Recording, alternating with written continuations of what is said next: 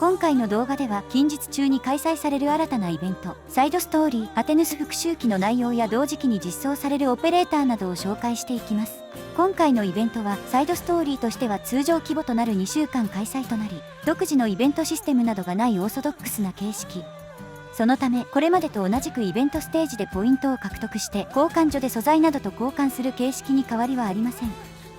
イベントステージは通常と EX の2種類、EX ステージはイベント開始1週間後に開放されます。今回のイベントで効率よく入手できる素材は中級玄岩、中級異鉄、凝固核の3つ。各種素材の次のドロップ効率の良いイベントの開催時期の目安は事実上は今後半年間はいずれも存在しないというこれまでにない状況となっています。かろうじて凝固核は入手できるイベントが存在するものの、こちらはステージドロップではなくステージで獲得したポイントを消費してガチャを回すことでランダムで入手できるという形なので、確実に入手できるものではありません。そのため今回に関してはいずれの素材も集めておくと良さげ。ただ中級玄岩は加工先となる RMA70 の24と上級装置が、中級異鉄は上級砥石と上級陶元の消費先が消滅しており、全体的に上級素材は新素材に移行しつつという形なので、この辺りも加味して集めておくといいでしょう。続いて今回のイベントギミックを紹介。今回のイベントステージでは全てのオペレーターは常時スキル発動に必要な SP が増加する緊直状態となるため、完全放置ではほとんどスキルを発動することができません。なのでステージにある噴水の泉を用いてオペレーターの緊直状態を解いてやる必要があります。噴水の泉はステージ開始直後は水がほとんど入っていませんが、回復してやることで水が補充され、水が満杯となると辺り一帯に花の香りが漂うようになり、オペレーターは没入状態に変化、 SP が毎秒回復するようになります。また敵もエリア内に入ると没入状態となり、命中率と移動速度が低下するので、噴水の水を満杯にした方がメリットは多め。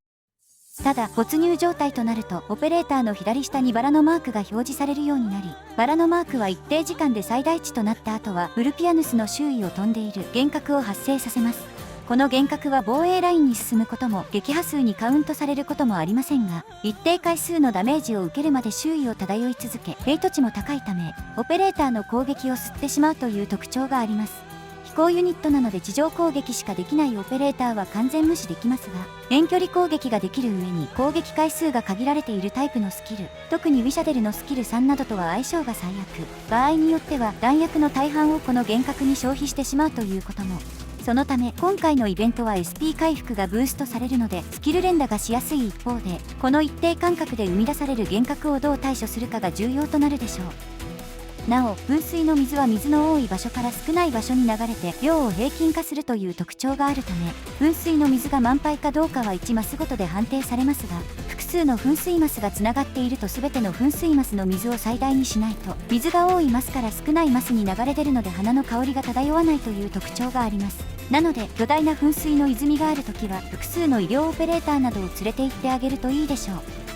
今回のイベントでは新たにティティ、タクエイ、パフューマー、バルカリスの3人が実装。ティティとテキエイ、パフューマーはイベントスカウト、バルカリスがイベント報酬となります。なお今回のイベントスカウトはスタンダードスカウトなので、ティティとテキエイ、パフューマーはイベント終了後も入手可能です。ドクターで間違いないか。ラナ城からここで会えると聞いた。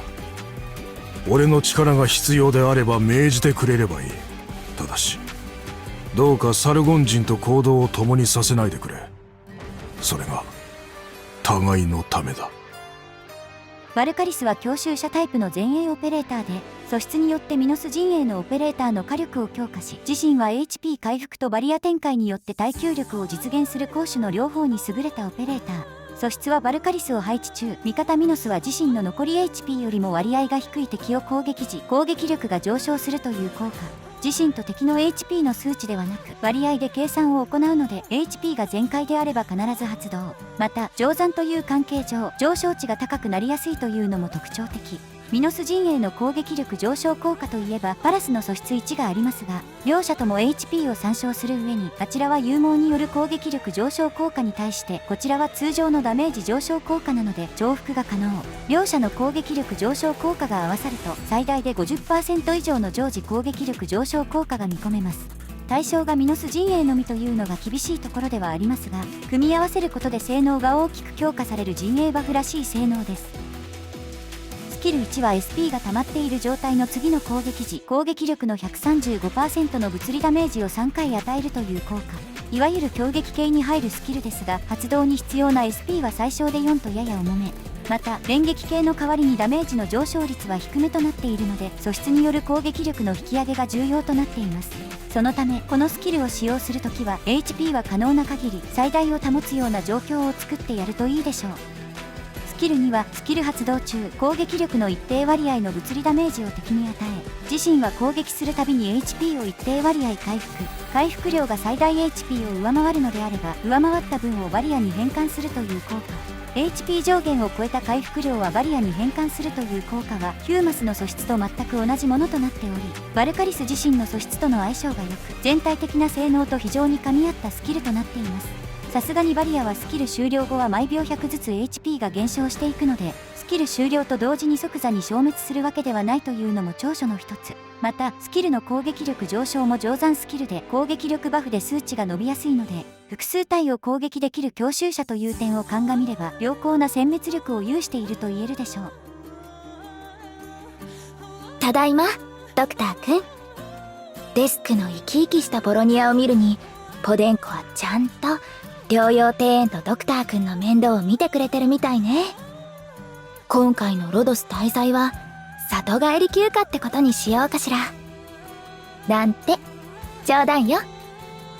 敵エイパフューマーは祈祷師タイプの補助オペレーターで、素質効果によって味方に加護を提供しながら明確に役割が異なるスキルによって状況ごとに運用できるのが特徴です。素質は自身を除く攻撃範囲内にいる自身の HP 割合以下の味方に加護を付与するという効果。自身の HP が最も高い必要はあるものの、パフューマーがダメージを受けなければ条件は満たせる上、両者の HP が最大でも加護は適用されるので、発動条件自体はそこまで難しくはありません。ただパフューマー自身は加護の適用対象外という点には注意が必要。付与条件が緩いということは大量のオペレーターに付与できる一方で、一度切れると状況が一気に変わるということでもあるので、パフューマーがダメージを受けづらい状況を心がけるようにしましょう。スキル1は SP が溜まると即座に治療行動を1回行い、対象の HP をパフューマーの攻撃力の一定割合分回復、10秒間の防御力上昇効果を付与するという単発スキル。発動に必要な SP は最小で9なのに対して防御力上昇効果は10秒間なので、単体または Y モジュール付きであれば2人まで永続的に防御力上昇効果を付与可能。また単発回復量は2400程度とかなり高いため、例えば元々の防御力が高い重装などと組み合わせれば素質による加護も相まって優秀な味方保護スキルとして機能してくれるでしょう。スキル2は配置後即座にスキルが発動するパッシブスキルで、スキル発動中は攻撃速度が上昇、素質効果が上昇。治療対象には3秒間の攻撃力上昇効果と HP 減少効果を付与するという効果。スキル1は継続的な使用かつ防御面を重視した性能でしたが、スキル2はここぞという時に使用する決戦型で攻撃的な面も目立つという性能。加護と攻撃力上昇、そして HP 回復の3つを星6クラスの性能で提供するスキルとなっているので、扱いが難しい代わりに強力な性能になっていると言えます。当然 Y モジュールを装備すれば実質的な性能は2倍となるので、運用するのであればモジュールの装備は必須レベル。そういった意味では星5オペレーターとしては比較的珍しい大基盤性なスキルと言えるでしょう。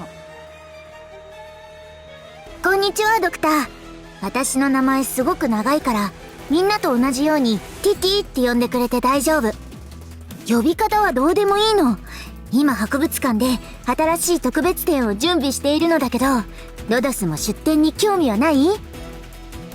キティは獣医師タイプの医療オペレーターで、睡眠を用いて敵に対して妨害するだけでなく味方には保護を提供するというこれまでにない形で睡眠を活用する性能を有しています。素質1は睡眠を操るオペレーターとしてはオーソドックスな睡眠状態の敵を攻撃する能力と、移動していない敵を攻撃した時に追加で術ダメージを与える効果、そして睡眠状態の敵に毎秒術ダメージを与えるという睡眠状態の敵に対して火力を伸ばすことに特化した性能。キティは獣医師である関係上敵にダメージを与えることで味方を回復できるので、この素質が発動すれば通常攻撃によるダメージに素質1の術の追加ダメージ、そして継続ダメージの3つのダメージが発生低することになり、それに伴って機器の回復性能も上昇することになります。素質には配置している間はミノス陣営とサルゴン陣営のオペレーターの HP が 50% 以上あるのであれば、そのオペレーターに攻撃速度プラス20の勇猛を付与するという効果。サルゴンも対象ではありますが、事実上のミノス陣営バフであり、パラスやバルカリスの素質とは相互に恩恵を受けることが可能です。スキル1は攻撃力が上昇、対象に一定確率で睡眠を付与するという効果。スキルとしては特に変哲もない攻撃力上昇効果と一定確率で睡眠を付与するという効果。性能としては機器のスキルの中では正直かなり不遇なものとなってしまっているので、使用することはほとんどないでしょう。スキル2は機器は攻撃を停止、攻撃力が上昇、自身と攻撃範囲内にいる最も HP が低い味方を選択して睡眠を付与、さらにその周囲にいる敵にも睡眠を付与し、素質1の効果が上昇するという効果。自身と味方1人に睡眠を付与することで無敵化させて、攻撃が停止する代わりに素質1によって敵にダメージを与え、さらに与えたダメージを元に HP を回復するという、味方の保護をメインに敵にはダメージと行動阻害を与えるというスキル。スキルは任意のタイミングで終了できるので扱いやすく、また総ダメージも36000程度で範囲ダメージなのでなかなかの殲滅力を有します。そして睡眠状態の味方はダメージを受けない上に一部強制撤退攻撃も無視してしまうのでギミック破壊ができることも。敵への睡眠付与も15秒とかなり長いため、うまく扱えば睡眠ハメの要因としても使えるでしょう。スキル3はスキル発動中、攻撃力が上昇、2体の敵を同時に攻撃、睡眠状態でない敵を攻撃時5秒間の睡眠を付与、睡眠状態が解除された時、睡眠状態の時間に応じた術ダメージを与え、その敵の周囲にいる敵1体に5秒間の睡眠を付与、攻撃範囲内にいる味方が致命的なダメージを受けると、その敵は撤退せずに睡眠状態に移行、HP が全回復するか、スキルが終了するまで睡眠が継続するという効果。このスキルの特徴は伝播する睡眠と味方を睡眠付与で撤退させないという効果。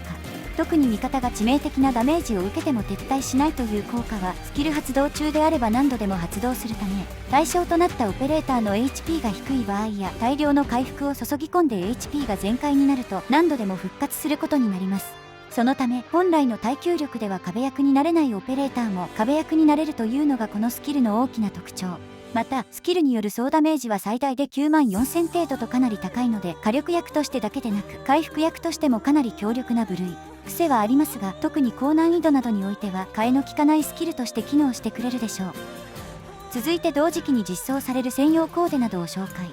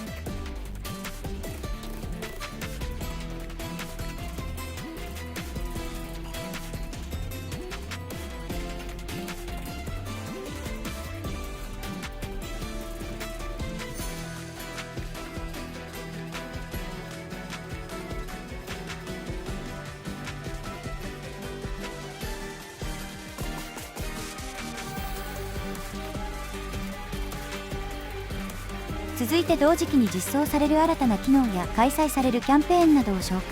まずは歴帝図録から。歴帝図録はこれまで開催されてきたイベントのスチルをまとめて確認することができる画面で、イベントスチルの各種パターンやどの場面で使用されたかを確認可能。また各種イベントスチルはイベントごとに分類された上で、関連するイベント、例えばマリアニアールとニアーライトのスチルをまとめて確認することができます。なのでこれまではお目当てのイベントスチルを確認するにはゲーム内ではひたすら探す必要がありましたが、今後は歴帝図録から確認するだけでいいという形になります。そしてもう一つの機能が表彰全集。こちらはこれまであったコーデカタログをより様々なビジュアル面のものも取り扱うように発展させたもので、これまで存在していたコーデカタログは当然としてホーム画面テーマやホーム画面背景、プロフィールテーマ、アイコンなどを確認できる画面、統合戦略や生息演算で入手することができるコーデや背景、アイコンなどの確認、そして各種イベントの進捗状況に応じて口述するプロフィールカードに使用するステッカーや背景などを入手することが可能です。なお、こちらのステッカーなどはあくまでもビジュアル面の追加要素というだけなので、特に育成や攻略などで有利になる要素ではありません。そして表彰全集の大きなアップデートの一つがプロフィールカードの作成。つまるところ、テーマやアイコンなどを入手することで得られたステッカーなどを用いてオリジナルの名刺を作成するというコンテンツです。プロフィールカードは入手した背景やステッカーなどを一から自分で組み合わせてもいいですし、あらかじめ用意してあるテンプレートをアレンジして組み上げていくのもいいでしょう。さすがに完全に自由に作成できるというわけではありませんが、ステッカーやスナップ写真、オペレーターイラストの配置場所などはある程度自由に決めることができるので、オリジナリティを生み出すことは可能です。作成したプロフィールカードは保存することで使用することが可能に。